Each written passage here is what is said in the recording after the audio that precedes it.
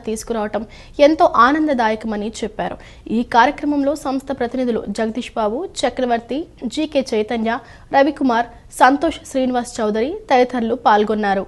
Insurance regulatory authority అనేది ఏదైతే ఉందో 2047 కి ప్రతి భారతీయుడికి కూడా ఇన్సూరెన్స్ ఉండాలనే ఉద్దేశం తీసుకుందండి, ఓత్ తీసుకుంది. సో దానిలో భాగంగా ఇక్కడ ఉన్న ఇన్సూరెన్స్ ప్రొఫెషనల్స్ అందరూ కూడా ఆ అవేర్నెస్ క్రియేట్ చేయడం కోసం, ఇన్సూరెన్స్ ఫర్ ఎవ్రీ ఇండియన్ అండి, ఆ అవేర్నెస్ క్రియేట్ చేయడం కోసం మన విజయవాడ నుంచి ఏదైతే మన ఇన్సూరెన్స్ ప్రొఫెషనల్స్ అందరూ ఉన్నారో ఇక్కడికి రావడం జరిగింది. మీ అందరి సహకారంతో, మీడియా మిత్రులకి, అలాగే ఇక్కడికి వచ్చినటువంటి అందరూ ఏదైతే ఇన్సూరెన్స్ ప్రొఫెషనల్ ఉన్నారో వీళ్ళందరి సహకారంతో మేమందరం కూడా ఈ రోజు విజయవాడలో అవేర్నెస్ యాక్టివిటీ క్రియేట్ చేయడం జరుగుతుందండి. మీరు అనుకోవచ్చు ఈ అవేర్నెస్ యాక్టివిటీ ఎందుకంటే ఇంతకు ముందు ప్రీవియస్ గా మనం చూస్తే 2-3 సంవత్సరాల క్రితం పాండమిక్ సిచ్యుయేషన్ వచ్చింది. సో ఆ సిచ్యుయేషన్ లో చాలా మంది బ్రెడ్ వినర్స్, అంటే ఎవరైతే ఒక ఫ్యామిలీలో ఎర్నింగ్ కెపాసిటీ ఉన్న వాళ్ళందరూ ఎర్నింగ్ కెపాసిటీ కోల్పోయారు. ఆ ఫ్యామిలీస్ అన్ని రోడ్డును పట్టడం జరిగింది. సో ఇటువంటి